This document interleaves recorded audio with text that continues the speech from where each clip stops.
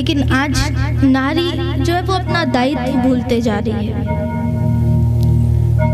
आपको सजग होना है। क्यों? क्योंकि यह संसार नारियों के बल पे ही टिका हुआ है।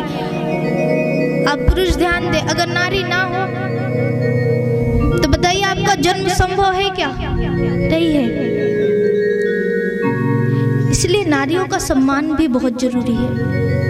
यत्र नार्यस्तु पूज्यन्ते तत्र रमन्ते देवता। जहाँ नारियों की पूजा होती है, जहाँ नारियों का सम्मान होता है, वहाँ पे देवताओं का वास होता है। लेकिन नारी भी अपने दायित्व से पीछे ना हटे। आजकल की नारियां अगर कोई वरदान मांगे तो पहले एक बार सोच लेना, समझ लेना, फिर ही कुछ आप अपने भक्तों को देना। तो शंकर जी ने कहा कि अच्छा ठीक है, मैं वरदान देने के लिए तो तैयार हूँ, लेकिन एक बात है। उस महिला ने कहा ठीक है प्रभु, आप जो भी बात कहे मैं मानने के लिए तैयार हूँ।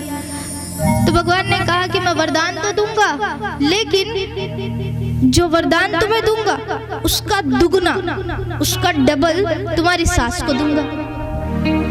वो महिला सोची, फिर कहती कुछ नहीं, कोई प्रॉब्लम नहीं, नो प्रॉब्लम, सब ठीक है, चलेगा। तो भगवान ने कहा ठीक है मांगो।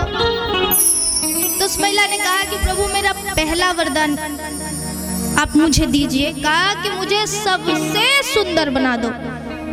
क्या बना दो?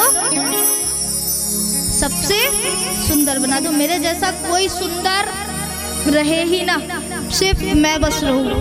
भगवान ने कहा ठीक है, तथास्तु। जैसे ही वो सुंदर हुई, उसकी सास बगल में थी जो बूढ़ी हो गई थी, वो उससे डबल सुंदर हो गई, चमकने लगी। वो साड़ियों में लंबे लंबे बाल हो गए।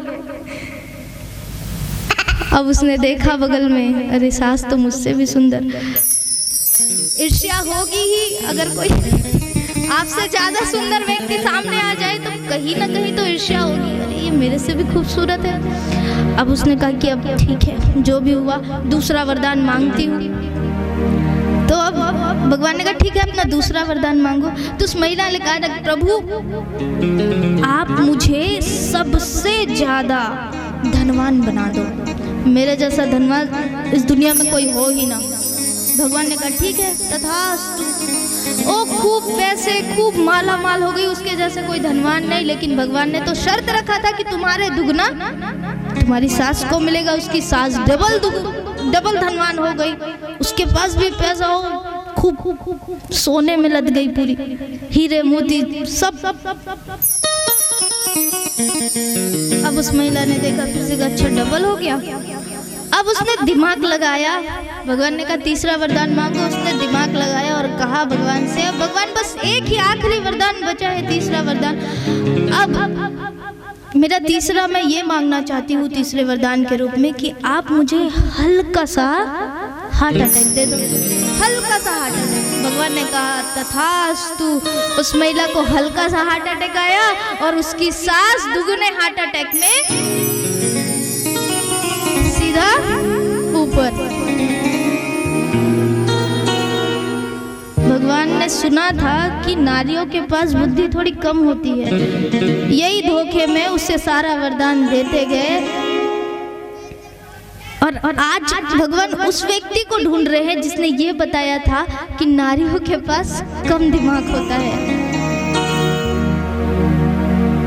तो ऐसा नहीं है, जबकि पूरा विपरीत है। पुरुषों के अपेक्षा स्त्रियों में बौद्धिक क्षमता जो होती है वो अधिक होती है।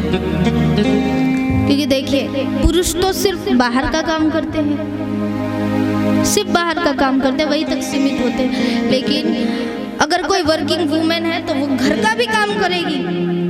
सुबह से उठ करके झाड़ू पोछा से लेकर टिफिन बनाना, अगर बच्चे हैं तो बच्चे की टिफिन बनाना, उनको स्कूल भेजना, उनका वर्क कराना, हर चीज।